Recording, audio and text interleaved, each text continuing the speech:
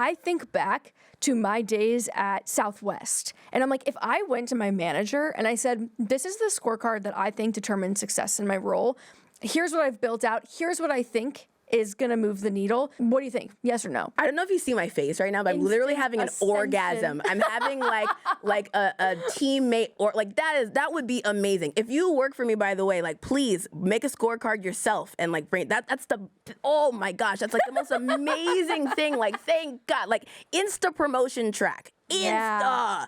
You know, they say women shouldn't be bossy. We're out here reclaiming that word. What's so wrong with being the boss? Bossy. Welcome back to Bossy. This week we are talking about scorecards. So this is something that we actually mentioned briefly in our, I think it was the scaling from 6 figures to 7 figures episode, but it just feels like such an impactful topic. We didn't really spend that much time on it. So we were thinking we could go through scorecards today, scorecard building, how do you build an effective one? So I think that's what we're going to do today. This is one of those topics where you might think it's boring. It's one of those topics most people think are boring, and I think is exciting. Yeah, I think it's extremely exciting. Yeah, because like, how do you know that you're doing the right things or that you're on progress? And then particularly like, and then as you start kind of bringing more people on board to help you, how do you make sure they understand that they're on track with your vision? So today we're going to talk about like how you can build scorecards that actually move the needle in your business, how to get your team excited about making the scorecard and then continuing to maintain it so it's not all you doing it, and also just identifying like what metrics should I be tracking for my idea, for my business to push it forward. Right. And that's actually something that I want your advice on today for my business, because I think the concept of a scorecard is very valuable. It's important, but if you're not tracking the right things, the entire utility of it kind of goes away.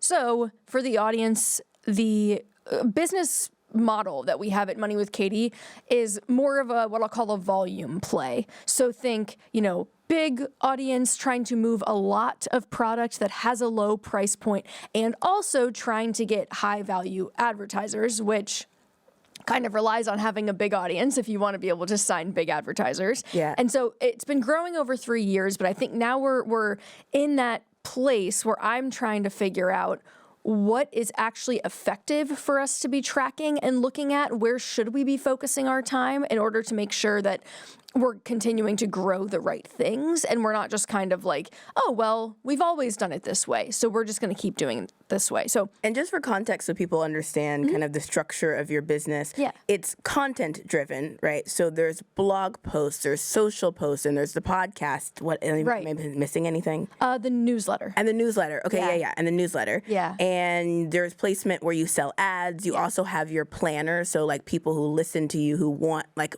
deep dive tools on what you talk about, they can also purchase those, but like maybe split between products for people to have and advertiser products. Exactly. And it's kind of, I don't want to say it's totally half and half right now, because that's not true. It's probably more like 60, 70% advertising revenue, and then like 30, 40-ish% direct to consumer revenue, where we're selling things to our customers. So it's an interesting kind of mix, but I would say it's, in that sense, it's like your pretty traditional media model approach, where you have some sponsorship advertising, and then you also have, I guess, what we would have the equivalent of like subscription revenue as like a newspaper, but ours is like you're buying a tool every year. Yeah. So I built a scorecard after that 6 to 7 figure episode, because I was like, this is a really good idea. I like love the idea of having something that you're tracking consistently, that everyone's kind of aligned on what success looks like. It just made sense to me. So I built a scorecard, but I actually think it's like way too much, because I kind of made it too much. And I think I was making that breaking that cardinal rule of like, no, you can't track everything. Not everything can be a priority, because if everything is a priority, then nothing's a priority. Yeah. So particularly if you're a small team, like you can only 2 people. Okay, right. So like you can only make sense of, I actually find that like when I have too many metrics that I'm tracking, nothing makes sense. Okay, like things start to get confusing. We start to get in circular conversations, and you create this effect where like, okay, if you have 2 people on your team and you're pulling like in different directions, maybe it's not like opposite directions, but you're like both going diagonal. right?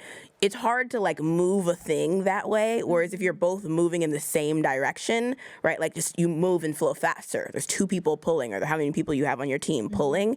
And so like I just find that things start to get like confusing, wiggly. Like what are we working on? People don't really know when there's a bunch of metrics. Yeah, and I think what I was struggling with as I was making it, which is why actually sitting down and like you might think you know what you're tracking, but then it's interesting the way that once you actually go to try to put it down on paper and like enumerate the things that matter, it's like, oh, actually, I'm not sure what the right thing to track is, because I realized that the sticking point for me was, should I track the progress toward goals, or should I be tracking the metrics that I hypothesize tell me that we're going to hit the goal? So, for example, that sounds like a nuanced difference, but a goal might be we want to sell out all of our podcast and newsletter inventory that we have. We'll call it, making this up, 60 placements in the first half of the year, and we want to make sure all of them sell. So is the best thing to be tracking every week how many placements have sold, or is the best thing to track, outreach to clients, or how many pitches do we have out in the market right now? What's our close rate? Like those things are probably going to be more indicative of whether or not we're going to hit that goal than just tracking the surface level goal. So I wanted your thoughts on that and how you think about that, because it kind of came up over and over again of like, well, we have a goal to hit a certain number of newsletter subscribers, but just tracking subscribers isn't really telling us very much, because what actually drives the ball forward there is like, are we doing newsletter swaps? Are we getting plugged in other places? Are we pitching ourselves to be plugged in other places? How much promotion are we doing? Those things feel like the needle movers to drive the goal forward. But then I started getting into the weeds of like, okay, so should I be tracking all 6 of the things that I think are going to do that? Or it's like, it's easy to get kind of caught up in like, to not know where to direct your focus. Yeah, no, that makes a lot of sense. I think what I have done with my own team, because we're probably like a year in actually from doing a lot of scorecarding and a lot of tracking. And I actually am a little bit embarrassed by that. Like prior to a year ago, we didn't do consistent quarterly planning, and we didn't do like really like clear, like here, it is your job to drive a metric. And now, at least for my leadership team, like if someone's maybe more junior, because we have like not a bunch of layers, but like a layer below me and a layer under that. So like, I guess 3 layers. Now, here's how I process this. So first, I gave people metrics because I didn't really feel like we were senior enough and experienced enough, my team, in creating metrics that mattered for them to like come up with exactly what they needed. So I gave people like a main metric. So for example, you're responsible for revenue, you're responsible for customer happiness. Okay. Right. Then they each, and those are kind of like the 2 sides of my business and the 2 leaders that I have mainly in place. Right. So that's how I break it up, like growth and like fulfillment. So then I had them pick 2 main metrics underneath the one that they have that leads to that. So this goes to what you're saying about like, there's the sales metric, but then there's like activity that we do towards the sales. We reach out to leads, we have phone calls. And so those are the things that are like the driving metrics underneath that. So if you look at the scorecard, for example, for Apps Without Code, there are 2 sections. This is like the executive scorecard. Executive scorecard. Yeah, okay. 2 sections. Like AWC executive scorecard. At the top, there's 3 metrics in the first section, 3 metrics in the bottom section. Each person owns their section. Okay. Right. One person owns 3. One person owns 3 metrics, but really they're owning 1 metric, and then they're mapping out the 2 metrics like below it that drive that. So for example, revenue is the 1 main metric for someone, and then there's like sales close rate or like and cash collected per lead are the ones that they selected underneath that tell us this. Okay. Yeah. That makes sense. Tell us if we're getting close. And the way I think about a scorecard too is like, if I were to leave the company to go on vacation for 2 months, and all I had the ability to do was to look at this spreadsheet to see how things are doing. I need to know, is things in green, I can stay on vacation. They're yellow, I might need to start looking at booking flights. Or red, get a flight back home immediately.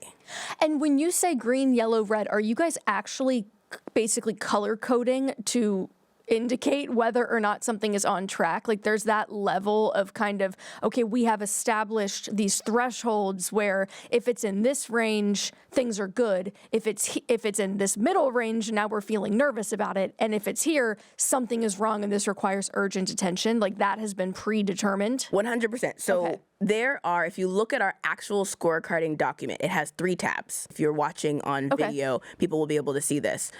So the first tab is the rubric tab.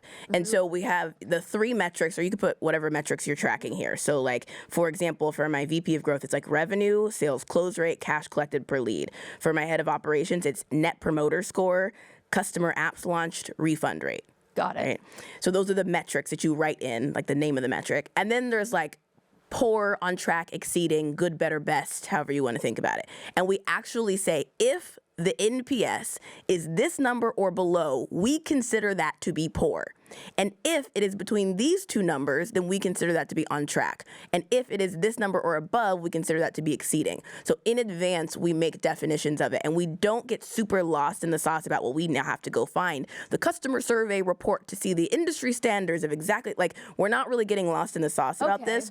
I actually let my team set the numbers they think. If they need to like change it for the next quarter, they can. That's okay. Okay, so this is something that you, and it sounds like you used to tell them, you used to dictate these things. And now you're saying you tell me what is poor, what is on track, what is exceeding expectations. Yeah, so what I did was I gave them the metric.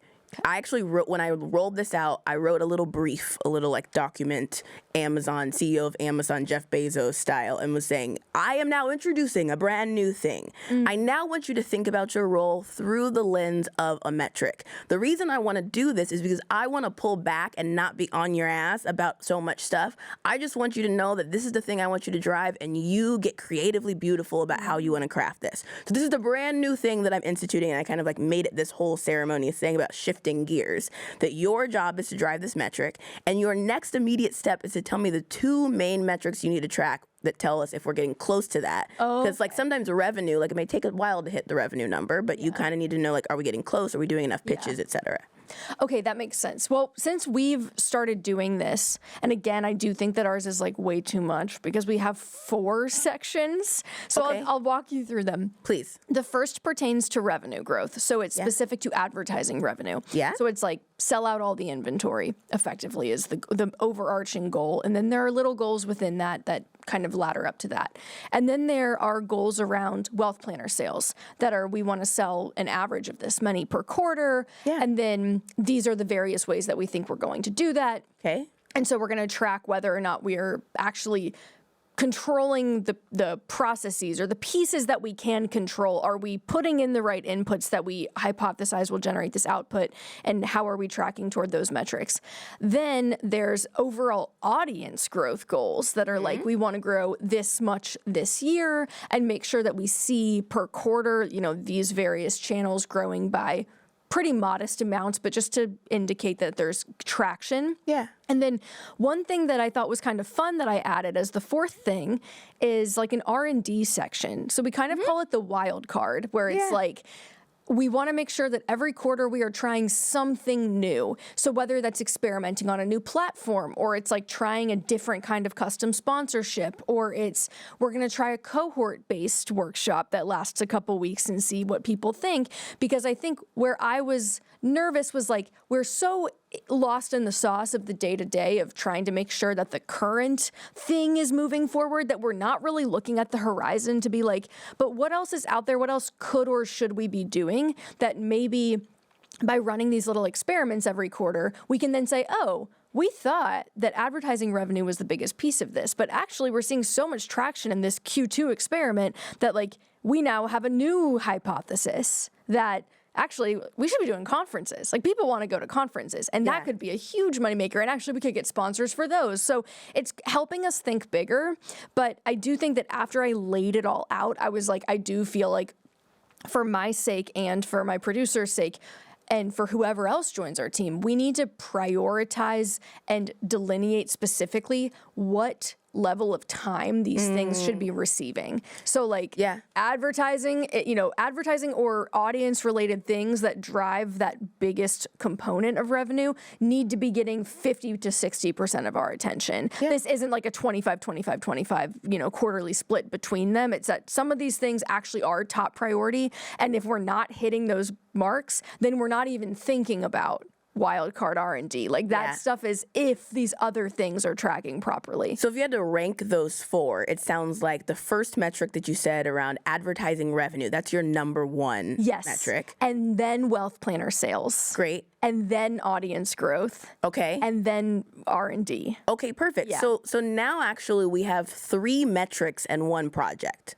Interesting. So wait, say more about that. Because I think there's a distinction between a project goal and a metric on a scorecard. Interesting. You can still track progress of projects, though. Okay. But the R&D, it doesn't sound like there's a number you're trying to hit for the R&D. Yeah, it's really just like, are we running one experiment per quarter? Which is smart. I love that. The way that I structure my scorecard, so I was saying there's like 3 tabs. So the first tab is the rubric tab. The second tab is the numbers tab. And that kind of is like your first 3 metrics. So I think we can show up on the screen if you're watching on YouTube or Spotify, or you can come over there so you can see the visual. Because the second metric is where I think your first 3 metrics should go.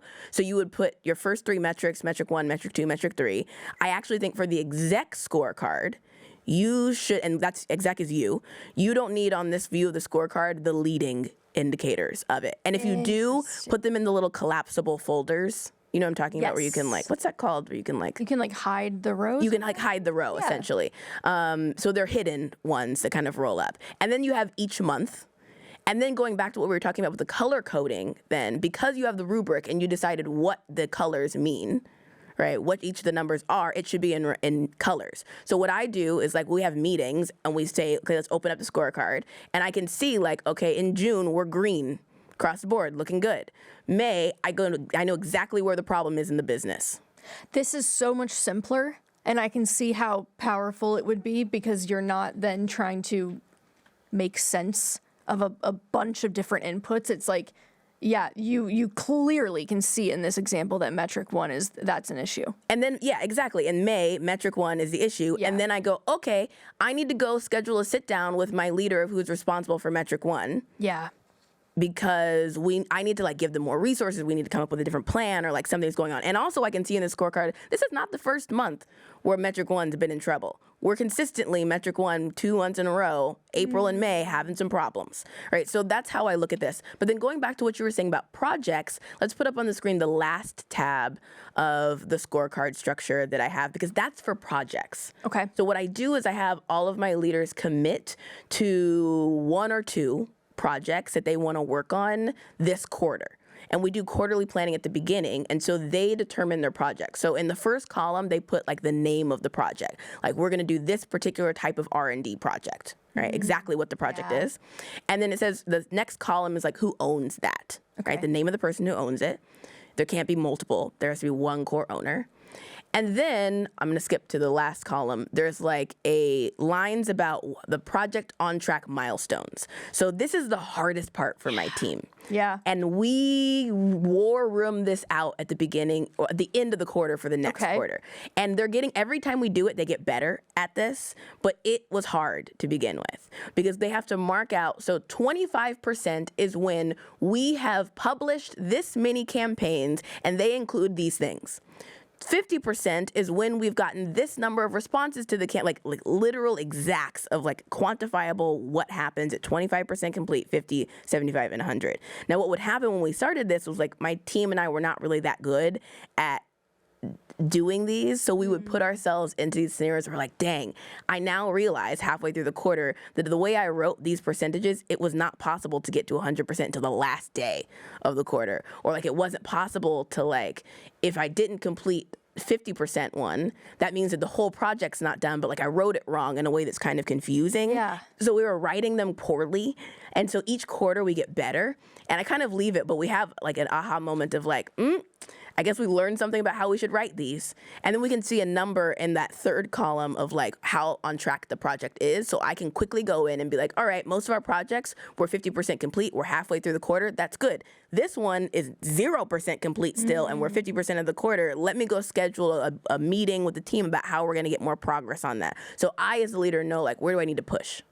It also seems like it eliminates any sort of differences of opinion that could become really problematic later. Of like, well, I think it's on track. Well, I don't. Or like, well, I think this has been successful. It's like, well, you know, if the expectations are laid out this clearly, then there are no surprises later if something isn't going well. Everyone can see it's not going well because everybody agreed ahead of time on what going well looks like. At the beginning of doing this, to your point, we got into some like, I don't want to say like arguments, but like debates about this because we weren't used to doing it. And so someone would be like working on a project and be like, but I feel like we're making progress. And like, I don't like that I'm being like evaluated on like I'm only at 25% because I feel like it's going well.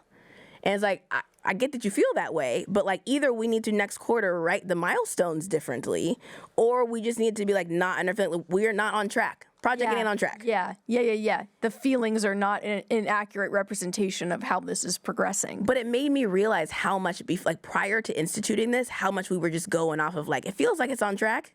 Feel pretty good. Yeah, it's like a vibes-based business plan.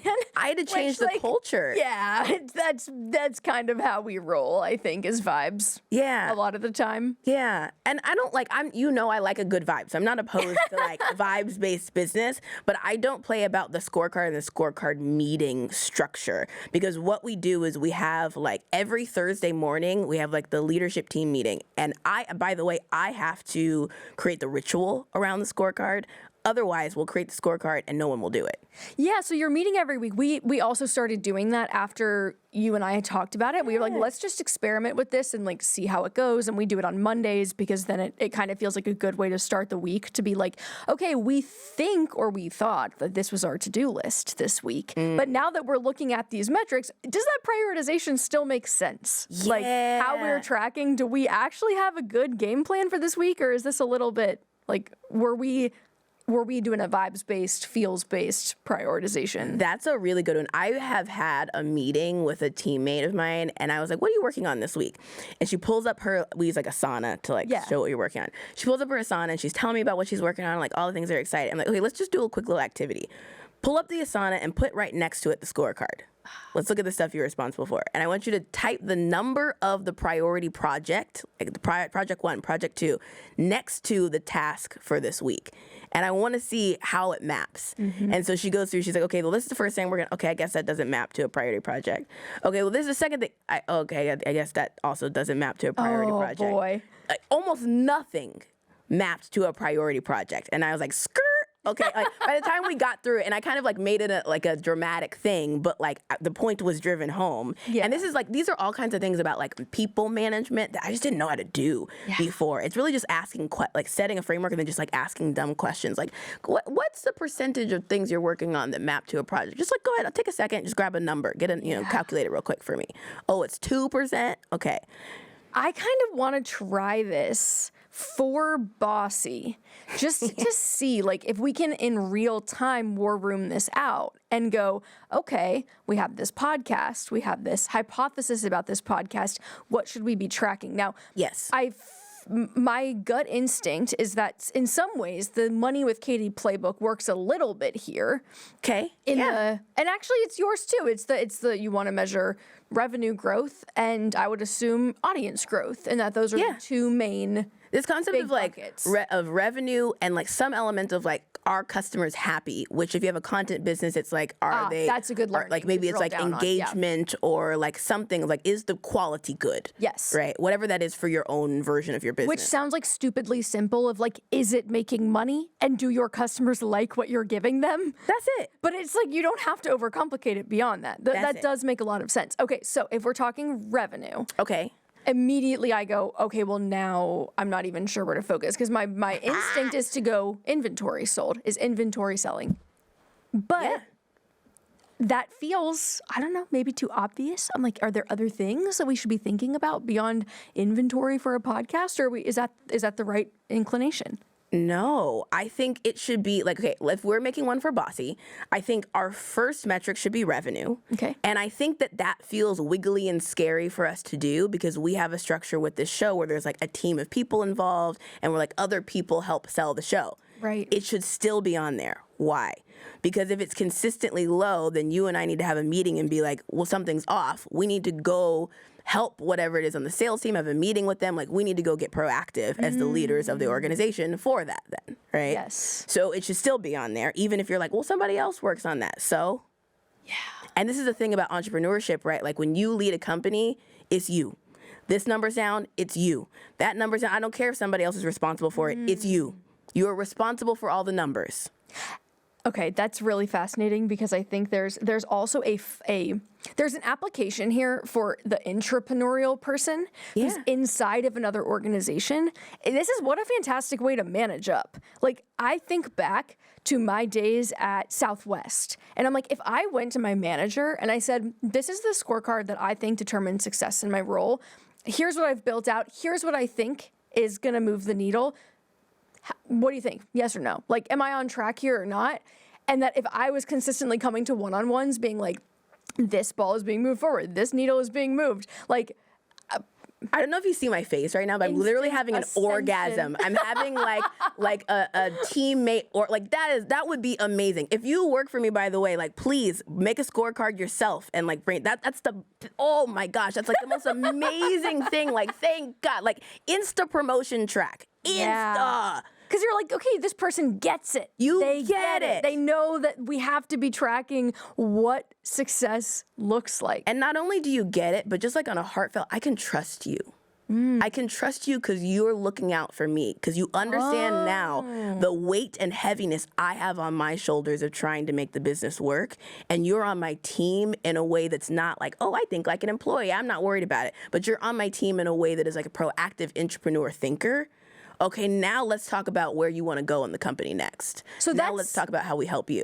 That's amazing, because I think even if you're still working a full-time job and you are not fully working on your own business yet, it kind of illustrates the way that you can almost practice or rehearse these things within your current situation and get some of those reps under your belt and start using and implementing them right now, regardless of your employment situation. Remember the episode that we did where we were talking about the like layers of like how you can contribute in the company? Yeah. What episode that was? I don't remember which one it was, but it was like the levels 1 through 5. 1 through 5 levels, where essentially like a low level is where you go like, here's the problem. Here's the problem, and give it to your manager. And a really high level is like, I found a problem, I found a solution, here's the solution, or I found multiple solutions, here's the solution I think we should pick, and don't worry, I'm already working on it. Yep. So the closer you can get, if you're doing this scorecard and you want to manage up, right, to your boss and present a scorecard to your boss,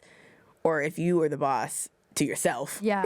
Right? Yeah. The best thing to do is to like a low level version of this. Can we put right back on the screen one more time the scorecard? Because the rubric. Because I think a low level way to do this would be, I think we should do scorecards and leave it. Because now they got to do all the thinking. Like next level would be like, I think we should do scorecards, and like I saw on Bossy there was a template. I made my own template, and that's it. Mm-hmm. The next level would be, I saw this on Bossy. I think we should do scorecards. I saw it on Bossy. I got a template.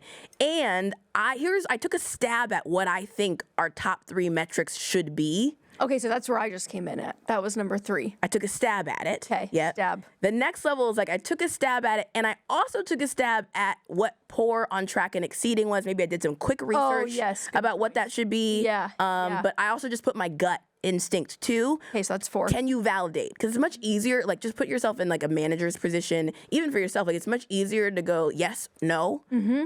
That one's a little bit off. Yeah, that's about right. Than to think of something anew, all your own. So you're like, I did half your thinking for you. Just confirm for me this is right. Am I off? Right. And then I think the like highest level is like, I got in the numbers. I've been tracking this for months. I have on your calendar already is a weekly scorecard review meeting. Ooh. And we're going to be checking in on that. Love. Yep. And I think if we're doing this for Bossy, right, like revenue should be on our scorecard. Yep. I think I would do like views would be on our scorecard. And by views, you mean like downloads of the show? Downloads, I would do a downloads view combo metric because right now, YouTube podcast platform. we're still trying to figure out, like, do people like us most on YouTube, on Spotify, on Apple Podcasts? What's the platform? I actually, from an exec scorecard perspective, think the wrong way to do it would be like one line item for every single platform. Oh, interesting. I actually don't think that really matters right now. That's not the stage that we're at where we're trying to like dig into this. I think maybe someone, if you have a big team, someone should have a separate drill down scorecard but with all of those information. But from an executive level, I don't really care. I want a rolled up number of like how many people are listening, how many people are / watching. Yes. That's what I want to know. And I want to see how that moves. So if you would put this on a calendar and say we've got a weekly meeting sync, and if you're doing this as the employee or if you're the entrepreneur yourself, right, there's a ritual at the beginning of the meeting. Like on my scorecard meetings, I go, all right, let's open up the scorecard. Like that's we talk small talk a little bit, what's going on, and that's my line. All right, let's pull up the scorecard. And one person on the team knows they're the scorecard sharer. They always pull it up, right? One person shares their screen. So like you create ritual around it. Because if you don't create ritual around it, just people won't do it. Okay, so I think what's interesting here is we've kind of targeted these two areas for Bossy, revenue and audience growth. But you mentioned something that alludes to the fact that other team members might have their own, that there's not just one. Yeah. That there's one executive scorecard that's the high level for the business, but then other people that are working on it might have versions of this for themselves that are, okay, but if my job is audience growth, then I'm not just tracking on my end overall number of downloads. I have one where I'm tracking Spotify growth, Apple Podcast growth, YouTube growth. Maybe I'm tracking engagement. There are other things. Yeah. So I kind of want to dig a little bit deeper there into the process, the functional process of getting those additional scorecards built. Yeah. And if it's like, my assumption is that it's you tell me, if this is the main metric, what do you need to be tracking now to You mean make like sure? if somebody else is doing it? Yes. Yes. Okay. Yeah, I think you're spot on because at least if I think about my own company, my leaders, there's an executive scorecard. That's the one that they mainly make for me so that I can go in and be like, how are we doing? Yes. Real quick, colors. Got it. Okay, I see colors, understand what the colors are, go. They each have their own scorecard though. So like an example of this, right? Like my head of growth, he's responsible on the executive scorecard for like revenue, cash collected per lead, like close rate. Those are his 3 on there. But then for his own scorecard, he has to think, what are the things that would tell me we are on track for that number on the executive scorecard to be going down? Like the leading indicator that's telling me we're going on the wrong track, or would tell me why the number on the executive scorecard is low. An example of this would be on the executive scorecard, revenue is down or like cash collected per lead is down. But he needs to then see each of the sales reps, for example, and see, oh, look, there's one person who's tanking this. Okay. And so he's got like a scorecard specifically of like close rate per sales rep, for example. Or like for net promoter score, my head of operations, she has a separate scorecard that's like we have 2 different packages. What's the NPS for each of the packages? And what's the NPS for each of the stages? So we actually use this platform called Mixpanel. Okay. So if you want to do this like advanced mode, fancy mode, and I think we can show on the screen here if you're watching us an example of like what a Mixpanel dashboard looks like. Okay. So Mixpanel is like an analytics platform. And so what it does is like instead of going to manually count a thing, all of our metrics just come right into one place.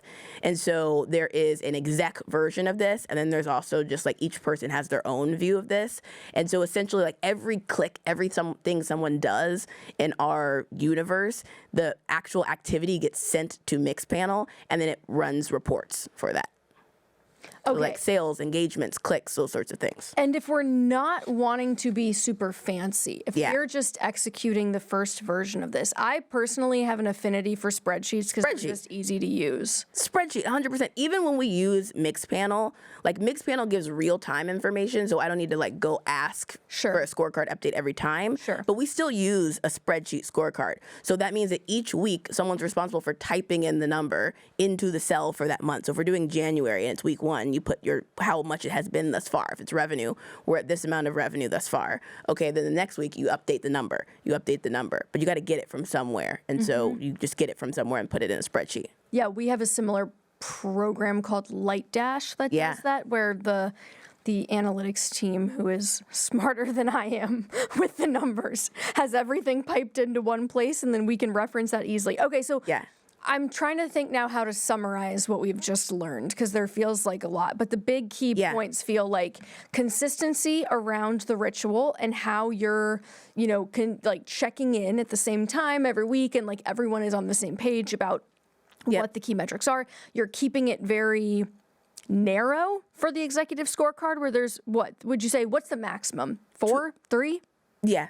3. Okay, 3. I think 3 is the maximum. If you have like different departments and you're starting to get bigger, then like you can have like 2 or 3 per department. But like really, there's one main one per department and 1 or 2 leading indicators to that. Is really And then what it is. each person who is managing, maybe I am the head of growth, and so if that's my main metric, I then have my own kind of distilled down scorecard that I'm looking at, where, to your point, it should answer the why. If something's going really well, it should tell me why. If something's going really poorly, it should tell me why. Yes. But it should answer the why. Yep, exactly. Okay. That's exactly right. That's the framework. That's the playbook. And then anything else you would add to that, or is it that simple?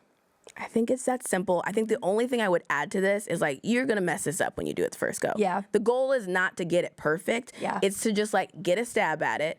Next quarter, when you do it again, just like have a quick conversation about like, what did we learn about last round? Okay, let's just make that update. What did we learn about last round? Let's just make that update. So know that it is like a growing process, and that you're probably going to pick crappy numbers to track at the beginning. You're going to be really excited about vanity metrics that really aren't that important if you're more junior. Like, you're going to get better at it over time. But what is important is that you got something on the scorecard. Got something. Yeah. When we started this and I showed it to my producer, I built out the first draft and I did 2 things.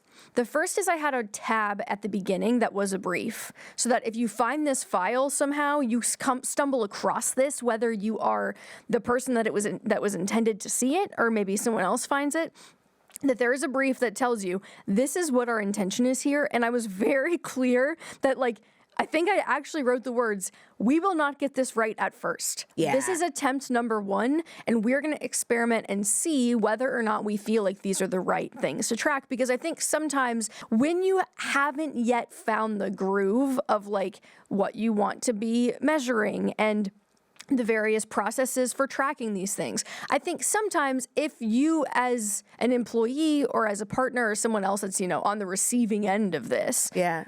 you might, if you don't have the full context, really understand that, like, it might feel kind of frustrating of like, but I thought you said we were doing it this way and now you want to change it. So it's like, I think it's important to set that expectation in the beginning that, like, this will change. Yes. This is a fluid process that will evolve. And so, like, if something about this isn't working, we're going to fix it. This isn't a fixed thing. So I tried to set that expectation. I also recorded a Loom video walking through it to give the whole thought process. And I sent it to her and I was like, hey, this is what I'm thinking. I would love your thoughts if you want to go in there, add comments.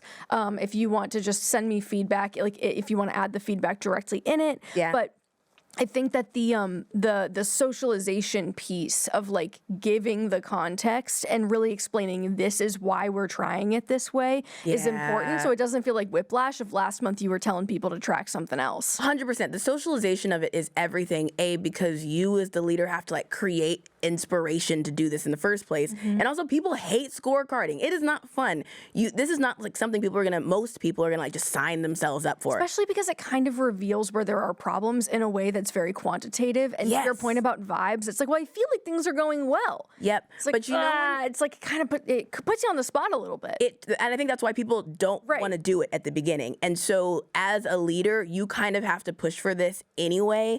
If you're sort of an entrepreneur, know that the win at the end of this is where, actually, entrepreneur or not, the win at the end of this is where you get this to a place where you're consistently hitting good numbers. Yeah. Or you're hitting bad numbers and you're able to make quick, responsive decisions as opposed to taking a long time to make the decision. Because everybody sees that as good leadership. Everybody can see that. Quick decisions, or we're winning. That's a really good point, the responsiveness element of this. Yeah. Like Otherwise, being able to diagnose fast versus like something's off and we don't know what it is and now we have to go spin our wheels to try to figure it out. versus we've been red for 3 months. something's wrong, and we know what's wrong. We know exactly what's wrong. We know exactly what's wrong. So now we need to have the meeting about how to fix. Yes. It's now time. And everyone should be on the same page already. Yeah. Okay. Well, I think we should try, unless you have anything else to add about scorecards, I think we should do a little audience question. Beautiful. So this is someone that wants to remain anonymous. Yeah, and so they have a business, though, called Curriculums. And it has so they've got a side gig, the anonymous person who's written into us, has a side gig of writing curriculum for an influencer. And they make really cool children's video series and workbooks. And there's enough interest in this to do a second version. So they're working on this now. So there's some traction happening. And they would love to do this full time. And could get there with this particular influencer who's like the first customer of this. Yeah.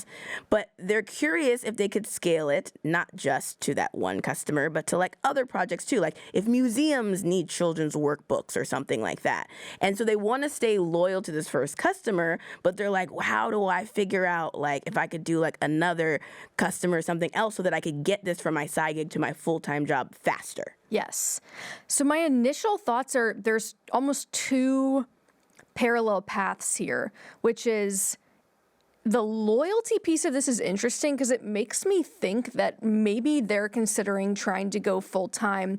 Is there a path where you could go full-time with this person, where you go and scale this offering with them such that you are building out this side of their business and you become kind of a part of this influencer's business? Or are you thinking agency model where this influencer is a client of yours and like to the museum example, museums could be, I mean, you could have clients of any type or productized service model too, where like there's a set package of like you can get this kind of workbook or this kind of workbook and it's more narrow as opposed to like agency will make anything for you. So it's kind of like those are the different paths. Yeah, productized is definitely a really good element there to add for scalability purposes of not having to be doing but not for the beginning and starting. Bespoke is real good if you're trying to like start and get high price points. So maybe it like evolves.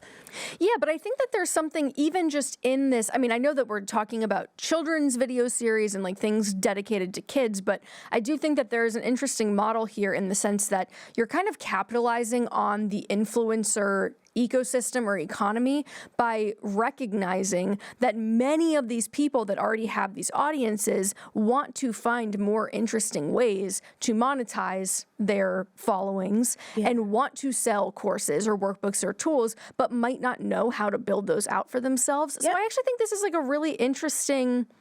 It's a great idea. Yeah, it really is. And I think the lens that I'm hearing the question through, and I think it's useful for me to maybe say it this way, because what I'm hearing is, should I be worried about getting my second customer?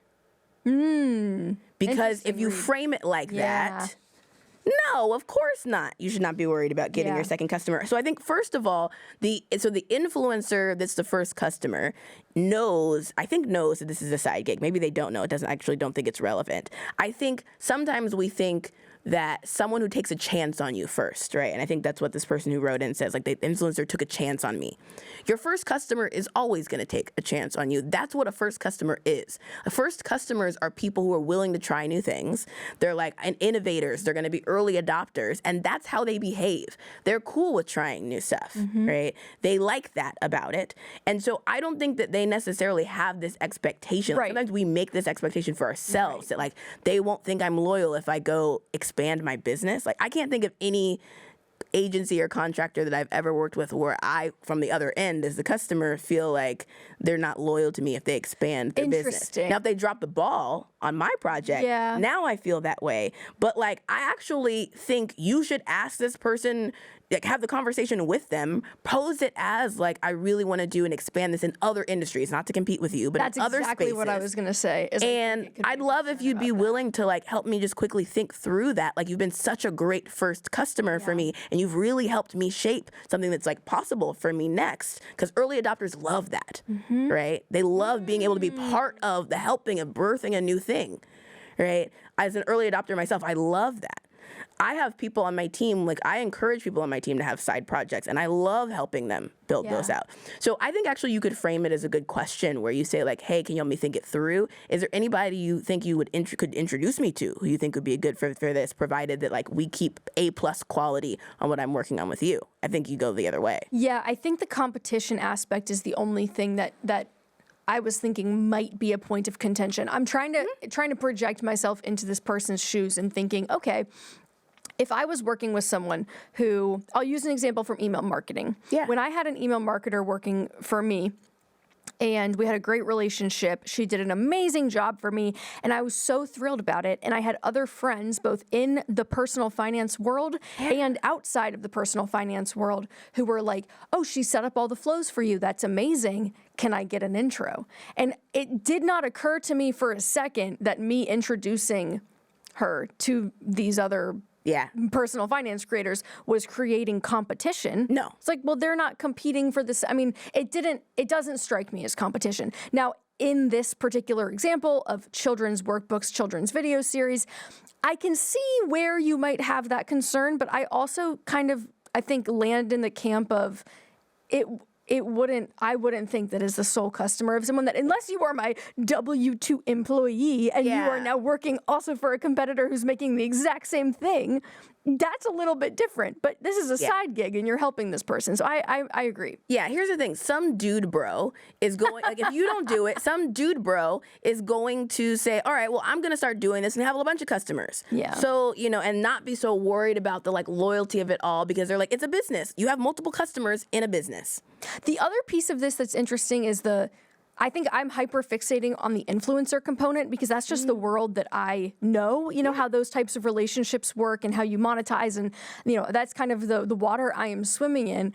But the example that this person threw out of museums, I was like, oh, B2B angle. Now that's really interesting because now your price points are 10x. Like you could potentially get way bigger fish. I don't think the influencer cares about the museum winning either. I think that's no, of course not. Yeah. They're not even in the same. So overall, I'm hearing our advice is go for it. Go for it. Go start pitching actively. Go on LinkedIn and go find not one, because I think what's like from a mindset perspective, this person is thinking about one customer, and you cannot run a business with one. The worst kind of business you can have is where you have one customer. That one customer canceled, you're screwed. So you don't want that. Right? You need multiple customers. And so you're now in diversification time. Go on LinkedIn, go find at least 100 potential customers to reach out to and start sending pitch letters. Love it. I love too, because this reminds me of the distinction we made the other day of you think you need to be doing marketing, but what you actually need to be doing is sales. So what I'm hearing you say is it's time to go into sales mode. You're in sales mode now and ask for the intro. Like ask this person that you already have this good relationship with who likes your work. Hey, I'm thinking about taking this full time, and like you've really helped me see the potential here. Yeah, and in the realm of sales, I'm not saying go get 100 new customers and overwhelm yourself. It just takes 100 outreach to get the next new customer. Yes. Yeah. Okay. Well, I think that is a great place to call it. So that was all for this week's episode of Bossy. I hope you enjoyed the deeper dive into the scorecard thing. I know that I am going to go tweak mine like right now. So in the comments, if this inspired you or you're now thinking differently about your scorecard, let us know what metrics you think you're going to track and maybe give us, I'm kind of interested to see the drill downs too. The drill down metrics for different businesses. Yeah, what metric you're going to track. Yes. Cool. Thanks for watching.